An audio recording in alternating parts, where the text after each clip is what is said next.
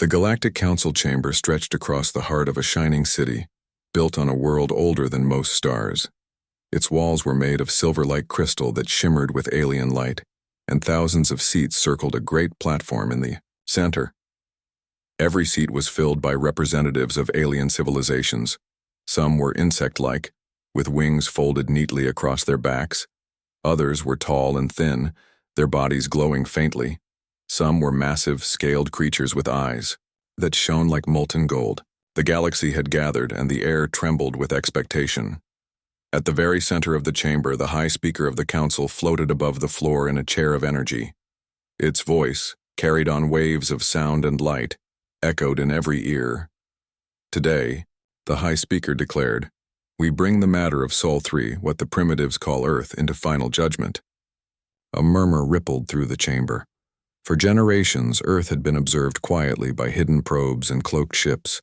Humans had been studied, watched as they built cities, fought wars, invented machines, and even sent fragile vessels into the stars. The alien species of the galaxy had seen humanity's potential and had frightened them. "Earth is dangerous," said a scaled ambassador, rising to speak. His claws tapped against the platform, sending sparks into the air. "They are violent, ununited, yet cunning. If left alone, they will grow into a threat. It is the opinion of my people that humanity must be broken before they can rise further." Another voice, this time from a creature that resembled a cluster of glowing orbs. "They adapt too quickly. They learn from every mistake. They should not be allowed freedom in the stars. Enslave them, and their strength will serve us instead of challenge us." The chamber filled with agreement. Dozens of species voiced their opinions. Some remembered human history, wars, revolutions, struggles. To them, it was proof that humans could never live in peace with others. Some pointed to human creativity, their dangerous curiosity, their ability to turn even the smallest tool into a weapon. And others simply hungered for more laborers, for more minds to serve the galaxy's vast empires. "Then let us vote," the High Speaker said, raising its many arms. One by one, the species declared their choice. The insectoid Mkrath clicked their mandibles. "Yes, enslave them." The crystal-bodied Urothi chimed in a chorus, "Yes, enslave them." The scaled Cather roared, "Yes, enslave them." It continued, voice after voice, decision after decision, until every single one of the hundreds of species had spoken. The final result shone across the chamber in glowing letters. Unanimous.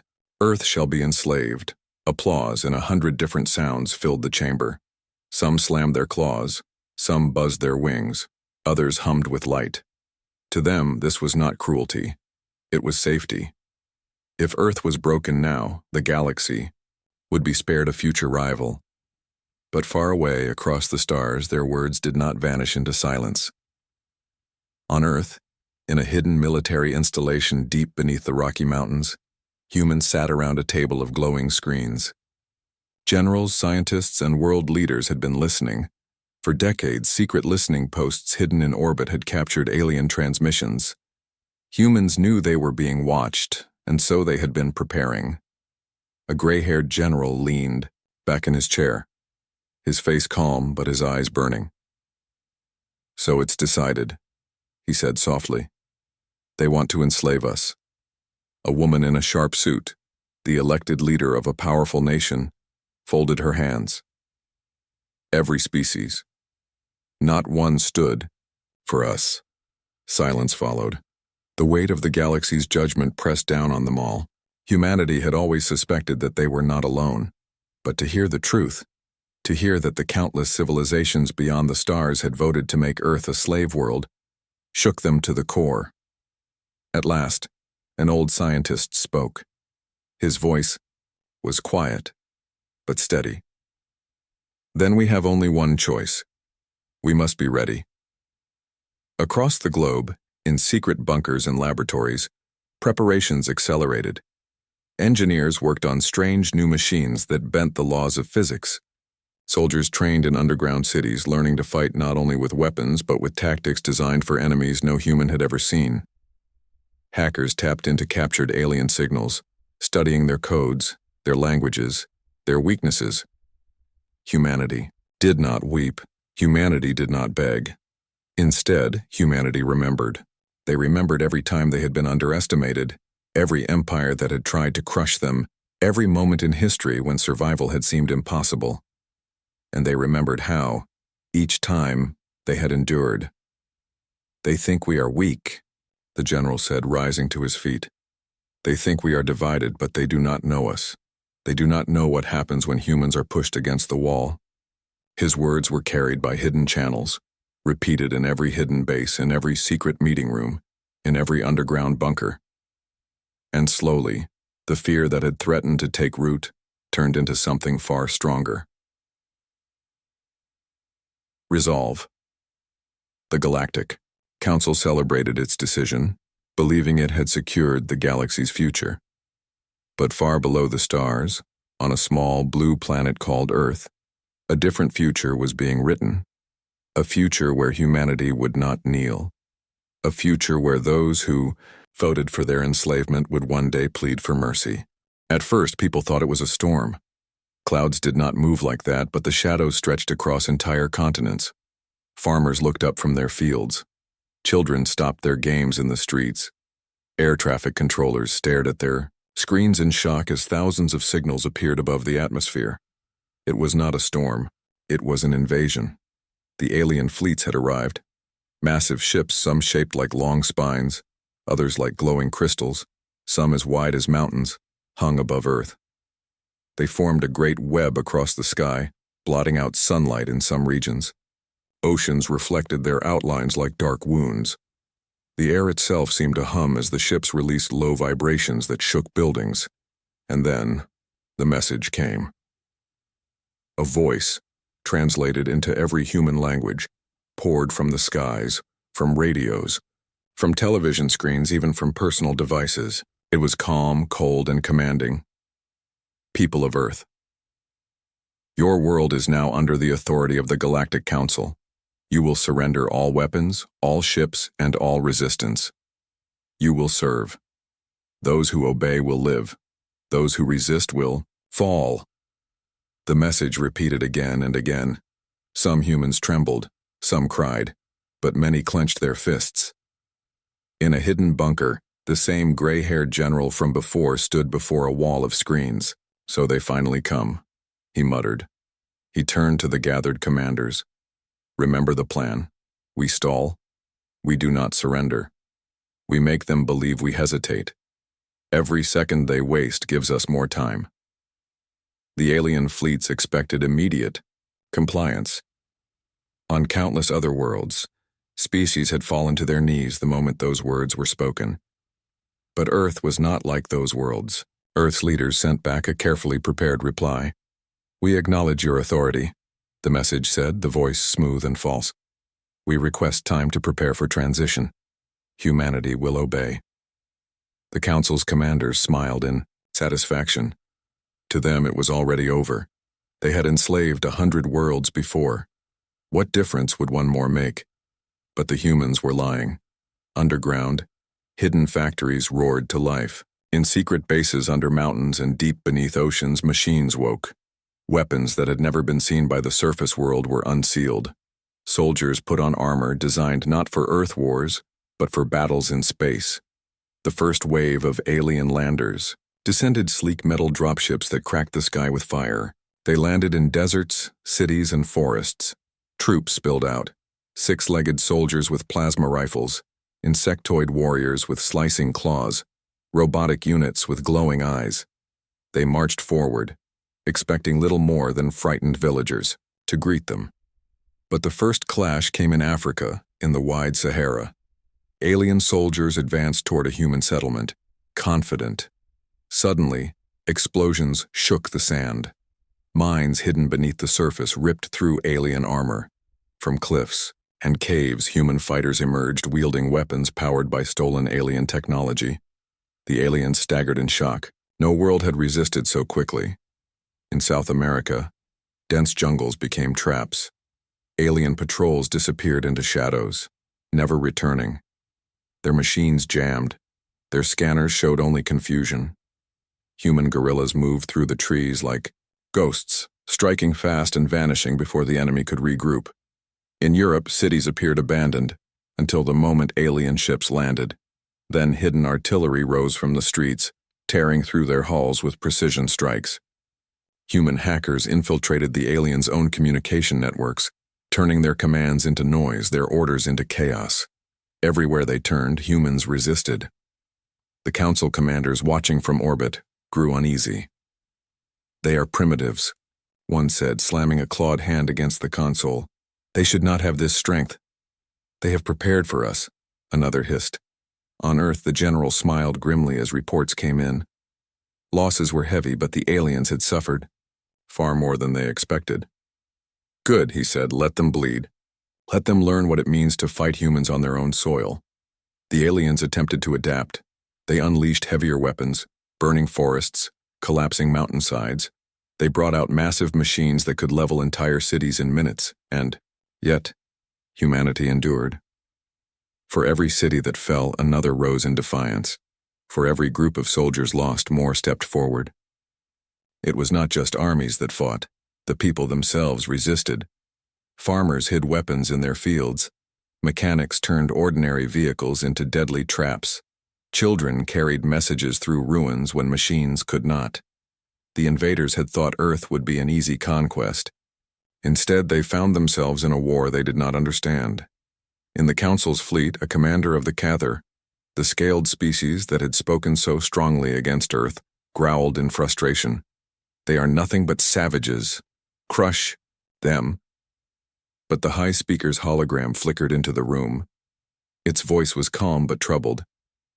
"Do not underestimate them. Already, they resist more fiercely than most galactic nations. If they are not subdued soon, their defiance will spread." Back on Earth, in a hidden base, the woman in the sharp suit, the elected leader, spoke to her people through a secret broadcast. "They think they can break us," she said, her voice steady. "But they do not know who we are. They do not know the spirit of humanity. We do not bow. We do not surrender.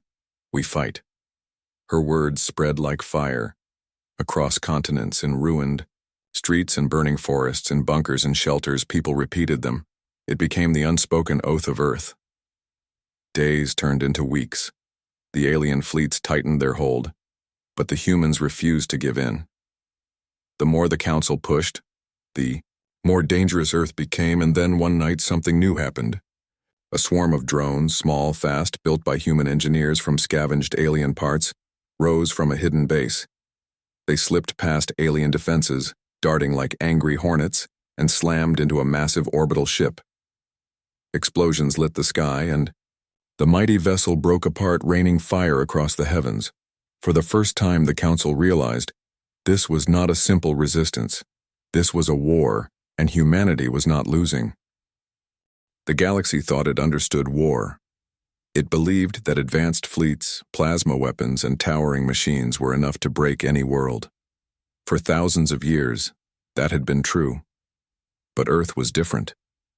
The first weeks of invasion had proven that humanity would not kneel. Guerrilla fighters struck from jungles, deserts, and ruined cities. Hackers turned alien orders into chaos. Civilians refused to surrender. Yet what came next was something even the Galactic Council had not imagined. Humanity began to fight with weapons the galaxy had never seen before. Far below the mountains of Asia, in a secret laboratory, engineers worked without rest. Their project was something born from desperation and genius combined. Small, insect-like drones, no bigger than a bird, each armed with explosives. Thousands of them sat in rows, their eyes glowing faintly blue. A young scientist stood before the general. His hands trembled as he held the control device. "Sir," he said, "they're ready." The general nodded. "Then let us see how the galaxy handles this." That night, the drones rose into the sky. Silent, invisible to scanners, they swarmed like a cloud of steel locusts. Alien ships, floating calmly above cities, suddenly found themselves under attack from thousands of tiny machines. The drones slipped through vents, crawled across hulls, and exploded in perfect coordination. Ships that could withstand plasma cannons fell to swarms of human-built insects. The aliens were stunned. They had never faced an enemy who used such small and unpredictable machines. In another part of the world, deep beneath the oceans, hidden submarines carried a new kind of weapon. Long, sleek missiles rested inside their bays. Not ordinary missiles, but ones guided by artificial intelligence that learned and adapted during flight. When alien battleships hovered over the seas, expecting to dominate with their massive cannons, the submarines launched. The missiles twisted, dodged enemy fire, and struck with precision. Entire fleets of invaders were forced to retreat, shocked that primitive humans could outsmart their technology. But weapons were not the only surprise. Hackers across the globe had been studying alien signals. What began as curiosity turned into mastery. A team of young programmers in South Korea broke into the aliens' communication systems, turning commands into nonsense. A group of engineers in Eastern Europe discovered a way to overload alien shields by sending false data. Soon, humans were not only resisting, they were controlling pieces of the enemy's own network. The Council realized with horror that humanity was learning too fast. Most species needed centuries to adapt to new technology. Humans absorbed alien knowledge in weeks. "They are dangerous," one counselor whispered in the Grand Chamber. "They are like fire, spread too quickly, consume too much." Another slammed his fist. "Then burn them out now before it is too late." But even as the Council debated, their armies on Earth were losing ground. In the ruins of New York City, once thought to be captured, alien soldiers marched confidently through empty streets. Suddenly, lights flickered in broken skyscrapers. From the shadows, human fighters emerged, armed with weapons that glowed with stolen alien energy. A battle erupted. Humans fired beams of plasma from captured rifles, their own modifications making them stronger than the originals. Tanks rolled from hidden tunnels, armored with alien alloys, scavenged from wrecked ships. The aliens panicked. "Impossible," one shouted as a human shot pierced his shield. They should not have this knowledge, but they did. And with every battle, they gained more. In South America, alien commanders sent a massive war machine, a towering walker with cannons strong enough to level a city. It marched into the jungle, tearing trees from the ground as it searched for hidden humans. Then silence. From the shadows, hundreds of small drones flew up, darting toward the machine. Explosions burst across its armor. At the same time, humans, hidden in the jungle, unleashed missiles striking its joints. The great walker toppled, its burning wreckage lighting the night. Cheers rose from the trees. Humanity had brought down a monster. In Africa, a different kind of battle took place. There, scientists released swarms of tiny machines designed to mimic insects. They carried sensors and disruptors, and they could slip inside alien helmets and equipment. Suddenly, enemy soldiers found their weapons failing, their armor shutting down, their vision clouded. Human fighters struck swiftly, disappearing again before the aliens could recover. The Council had seen humans as disorganized. Now they saw coordination unlike anything they expected. Earth was fighting not just with guns, but with ideas, creativity, and endless determination. Weeks passed and the balance shifted. Alien fleets no longer advanced confidently. They circled warily, their commanders fearful of traps. They whispered about Earth as if it were cursed. In orbit, the Cather commander paced furiously. "They twist our own machines against us. They make weapons from scraps. This should not be possible." The high speaker appeared, its form shimmering. "You do not understand humans. You believe strength is only in ships and armies, but theirs is in the mind. They see what others cannot. They build what others would not dare. That is why they are feared." On Earth, the general gathered his officers. Maps of alien positions glowed on the table. "They thought we were weak," he said. "They thought they could enslave us. Instead, they have given us the greatest gift." One officer frowned. "What gift, sir?" The general smiled grimly. "Their technology. Every wrecked ship, every captured weapon, every hacked signal became fuel for humanity's rise. Factories worked day and night, turning scavenged alien parts into new machines. Within months, Earth began producing its own starships, faster, stronger, and designed with human unpredictability. What once was defense began to look like offense. The council was shaken. In one chamber, ambassadors argued loudly. "We must retreat," one shouted. "This world is cursed. No more ships must be sent." "No," another argued. "If we retreat, they will rise. They will come for us." The High Speaker raised its many arms. "It is too late for easy choices. Humanity has shown what they are. They are not prey. They are predators." On Earth, a child looked up at the sky and saw human-built ships rising for the first time. Their hulls were patched with alien metal, their engines glowing with stolen power, but they were human creations nonetheless. "Are we winning?" the child asked softly. The soldier beside him, his armor scorched but his spirit unbroken, nodded. "We are not just winning," he said. "We are becoming something greater." And so, the galaxy watched in fear. The hidden weapon of humanity was not just drones, missiles, or machines. It was their ability to adapt, to learn, and to turn every weakness into strength. The Council had voted to enslave Earth. But now, whispers spread across the stars. Perhaps Earth would enslave them. Instead, at first the aliens believed they were hunters and humans were prey. But after months of battles, the hunters began to feel like the hunted. Their fleets no longer moved with confidence. Their soldiers no longer marched with certainty.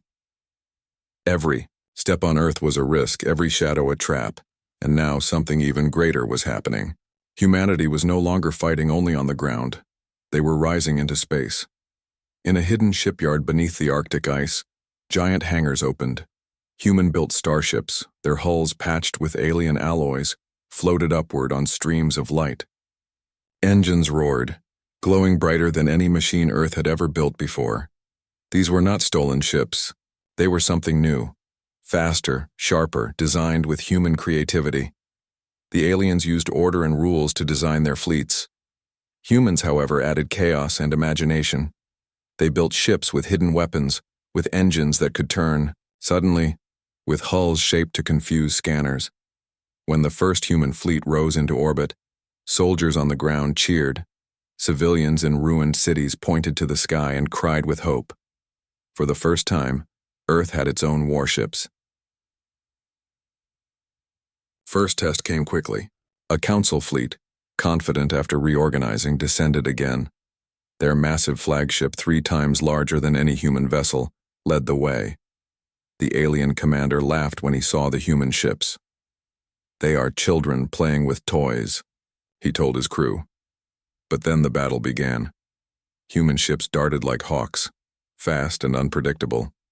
They attacked in sudden bursts, disappearing into shadows of planets and reappearing at impossible angles. Missiles tracked targets with intelligence that adapted mid-flight. Drones swarmed, striking weak points that the aliens never thought could be reached. The massive flagship found itself surrounded. Its heavy cannons fired, but each shot missed. The humans were too quick. Then, in one daring move, 3 human ships cut close to its side, releasing swarms of drones that tore open its engines. Explosions shook the giant. Within minutes, the mighty flagship was gone, split apart by the very species it had tried to enslave. The galaxy had never seen such a thing. A primitive world had destroyed a capital ship of the Council. Back on Earth, the general stood before a wall of glowing screens. Reports poured in, alien fleets retreating, human victories spreading. He looked at his officers and spoke calmly. "They thought we could only defend, but now we strike back. This war is no longer about survival. It is about destiny." Humanity's counterattacks began. In Asia, a fleet of human ships rose from hidden bases and launched into space. They targeted an alien supply line orbiting the moon. The aliens expected resistance on Earth, but not beyond it. Their supply ships exploded one by one, leaving the alien armies below without food or reinforcements. In Africa, human scientists tested a new weapon, a railgun built inside a mountain. When alien warships hovered above the desert, the mountain opened, and a beam of metal launched with such speed that it tore through 3 ships in a single shot.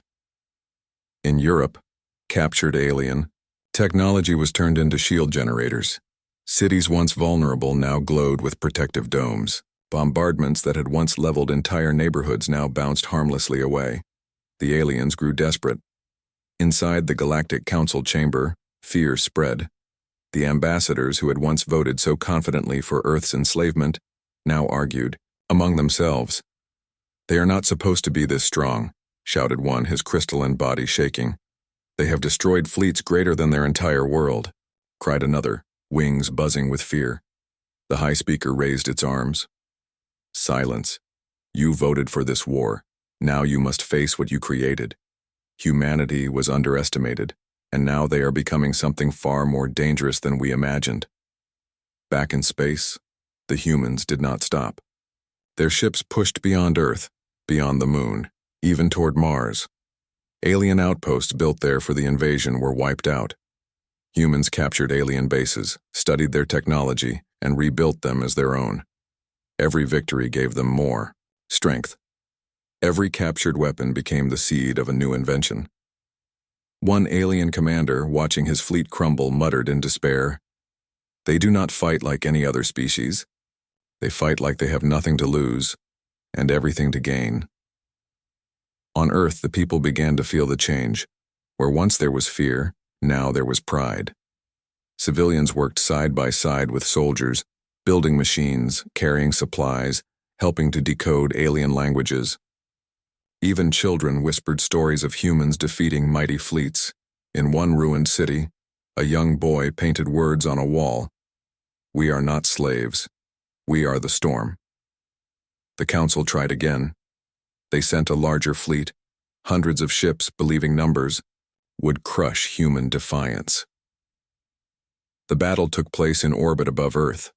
The night sky lit up with fire as ships clashed. Humans were outnumbered 5-1, but humanity had something the aliens did not: unpredictability. Human ships darted into the atmosphere, using the planet's gravity to slingshot around. They hid behind the moon, striking suddenly and then vanishing. Drones filled the space like swarms of angry bees, overwhelming alien defenses. AI-guided missiles turned mid-flight, striking targets the aliens thought were safe. The Council fleet broke. Some ships fled into deep space chased by human hunters. Others fell burning into Earth's oceans. The people of Earth watched as the skies cleared. Humanity had won one of the greatest space battles in history. In the council chamber, silence ruled. None of the ambassadors cheered this time. They looked at each other with fear, realizing what their vote had unleashed. "We wish to enslave them," whispered one. "Instead, we have created our destroyers." Back on Earth, the general stood with the woman leader in a command bunker. Together they looked at the map of stars. Human-controlled zones spread wider every week. The leader spoke quietly. "We are no longer just defending Earth, we are entering the galaxy." The general nodded. "And the galaxy is not ready for us." For the first time in history, humans looked up at the night sky not with fear but with determination. The stars no longer belonged only to the council. They belonged to humanity as well. The tide had turned. The hunters had become the hunted. And the galaxy, once united in arrogance, now trembled at the rise of Earth. For centuries, the Galactic Council had ruled countless worlds with ease. Every species obeyed or fell. But Earth had changed everything. Humanity, once seen as weak and divided, had become a force no fleet could ignore. Entire civilizations now trembled at the mere mention of Earth. Ambassadors from alien worlds gathered again in the council chamber. This time their voices were quiet, nervous, almost desperate. The species that had once voted to enslave Earth now argued not for war but for mercy. "We underestimated them," one whispered. Its crystalline body trembled. They are unlike any species we have faced. They are strong," another admitted. Its wings buzzed nervously. "They learn too quickly. They adapt. They fight like fire itself." High above, the High Speaker floated silently, its multiple arms folded. It had seen countless wars, countless empires rise and fall, but even it could not ignore the reality. Humanity had grown faster than anyone predicted, and now they held the power of the galaxy itself in their hands. Back on Earth, the general walked through a vast command center. Screens glowed with reports from every corner of the planet and space. Starships soared beyond the moon. Orbital stations buzzed with activity, and new weapons systems were being tested constantly. A young officer approached. "Sir, more alien envoys are arriving. They request immediate contact." The general nodded, slowly. "Let them come. It is time they understand the consequences of their choice." Soon, sleek alien vessels approached Earth's orbit. They carried ambassadors and envoys, not soldiers. Flags and symbols of surrender waved on their hulls. They did not attack. They did not resist. They had come to beg.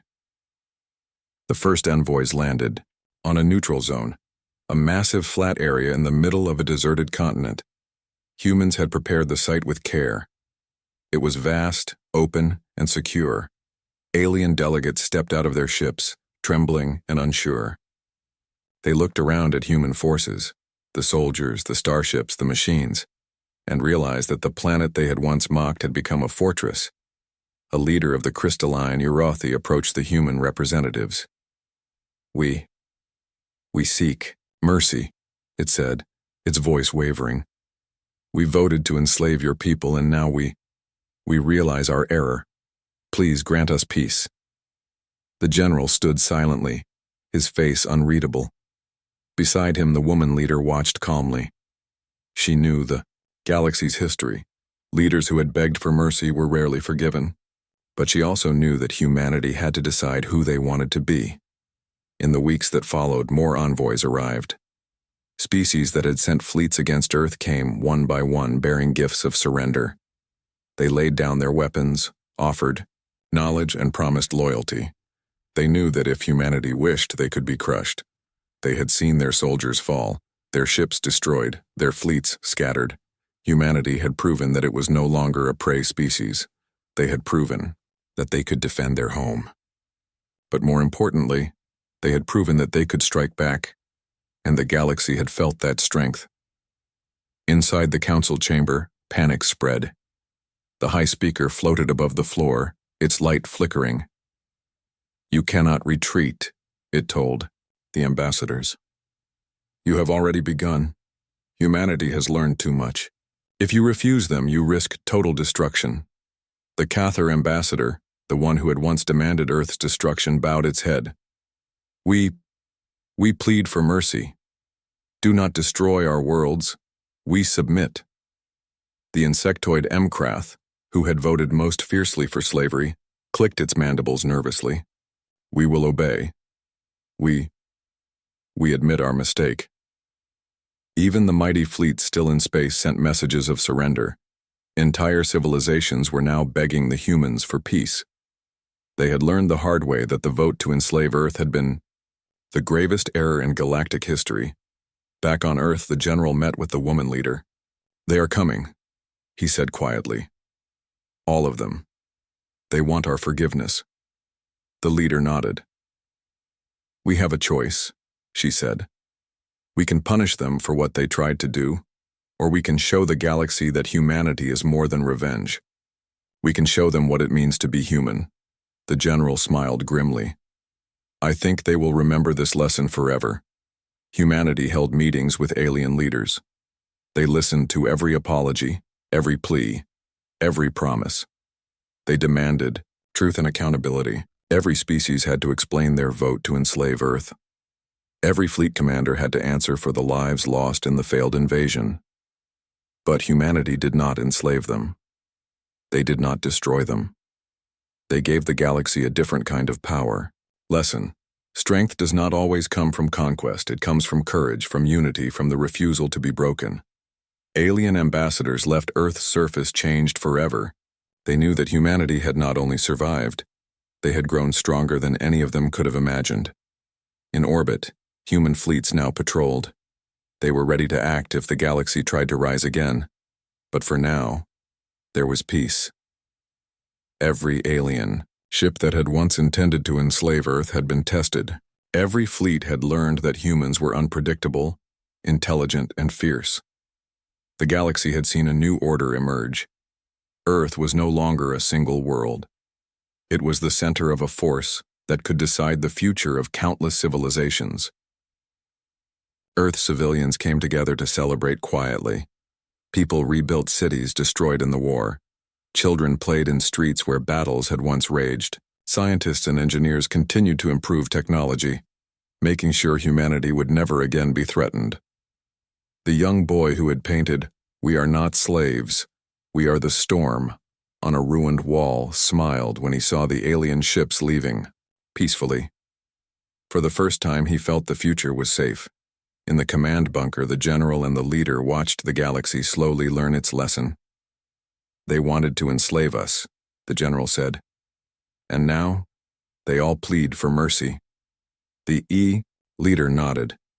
"Let them remember. Humanity will forgive, but humanity will never forget." And across the stars, civilizations whispered the same truth. Never again underestimate Earth. The galaxy had voted to enslave humanity. But humanity had turned the tables, proving that even the smallest world could rise and change the fate of all. Humanity had survived. Humanity had risen. Humanity had shown that courage, ingenuity, and unity could challenge the strongest forces in existence, and the galaxy would never be the same. For weeks, alien envoys had come to Earth begging for peace. Entire civilizations had knelt in submission, offering their loyalty and knowledge. Every species that had once voted to enslave humanity now waited nervously for judgment. Their leaders feared that humans might take revenge. They feared that this small blue planet, once seen as weak, might now become the greatest power in the stars. And now, the moment had come. The Galactic Council chamber, where the vote to enslave Earth had once been made, was filled once more. This time humans occupied the seats of power. The general and the woman leader sat side by side, facing the assembled alien ambassadors. The aliens bowed, some trembling. Their voices, once strong and commanding, now carried only hope and fear. "Please," one said, "do not destroy us. We were wrong." The general stood looking at the gathered species. "You voted to enslave Earth," he said. His voice was calm, but firm. "You thought humanity was weak. You thought you could take our lives, our freedom, and our future." A hush fell over the chamber. Even the high speaker floated silently, waiting. "You were wrong," the general continued. "You were wrong about our strength, about our courage, about our will to survive. You underestimated humanity." The woman leader rose. "We had a choice," she said, "to repay your actions with the same cruelty, or to choose a better path. Humanity is strong, yes, but we are not defined by vengeance. We are defined by wisdom, courage, and unity, and we choose mercy." The chamber shook with murmurs. Alien delegates whispered among themselves. Some could not believe what they were hearing. After all the fear, all the destruction, all the suffering, humanity would forgive? "Yes," the general said. "You will not be enslaved, you will not be destroyed. But hear this clearly. You will never attempt to enslave humanity again. If you do, there will be consequences you cannot imagine." The ambassadors bowed lower, some falling to their knees. They understood that this was not weakness. This was strength greater than any weapon, the strength of mercy backed by unmatched power. Back on Earth, the news spread quickly. Across the world, people listened as the leaders announced the decision. There were no celebrations of revenge, no chance for blood. Instead, there was relief, pride, and hope. Humanity had survived not only by fighting, but by rising above the desire for vengeance. In the streets, children played. Families rebuilt homes destroyed in the war. Engineers and scientists continued their work, improving Earth's defenses and technology, ready for anything the galaxy might throw at them in the future. Yet, even as peace settled, humanity did not forget.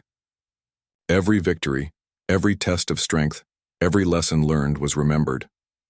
The galaxy had voted to enslave Earth, but humanity had survived and thrived. That memory would guide them forever. In orbit above the planet, human fleets patrolled. Ships designed with stolen and improved alien technology gleamed in the sunlight. Soldiers trained, not for conquest, but for defense, Humanity had shown the galaxy what it could do, and no species would risk repeating the mistake of the past. The High Speaker observed, silently. For the first time, it spoke with a tone of respect. Humanity has chosen wisely. They have proven that strength is not only in arms but in mind, heart, and will. Other civilizations must now learn from them. In the council chamber, alien ambassadors nodded, humbled. They had seen Earth's armies, its ingenuity, and its courage, and now they had seen its mercy. No species would forget the lesson. Humans were not to be trifled with, underestimated, or enslaved. On Earth, the general and the woman leader met privately in the command center. "Do you think they will remember?" the leader asked quietly. The general looked out at the night sky, dotted with distant stars. "They will," he said. "They will remember the power of a people who refused to bow, who refused to be broken. They will remember that they once voted to enslave us, and now they plead for mercy. And they will remember that we gave it to them." The leader smiled. "It is a new era then." "Yes," the general agreed. "A new era for humanity, and a new era for the galaxy. One where respect is earned, not demanded. One where strength is measured not only in weapons but in courage, unity, and wisdom." Across Earth, people looked up at the stars. They saw alien ships leaving peacefully, and they knew the galaxy had learned a lesson they would never forget. Scientists studied new technologies. Children learned about the war and the courage it had required, and leaders began planning for a future where humanity would not just survive, but thrive. Every world that had once plotted to enslave Earth now understood a simple truth. Humans were unpredictable, intelligent, and united. They had fought against impossible odds and won. They had defended their home, their families, and their freedom, and they had done it with both strength and mercy. Tiwar, General walked through a quiet city one evening. The war had left scars, but people were rebuilding, planting gardens, and returning to lives interrupted by fear. A child ran past, holding a model of a human-built starship. The general smiled. "They will never forget," he said to himself, "and neither will we." In the sky above, human starships glided silently. They were ready not to conquer but to protect. The galaxy had learned that humanity could rise against impossible odds. And humanity had learned the same. Strength and wisdom must always go hand in hand. The galaxy had voted to enslave Earth.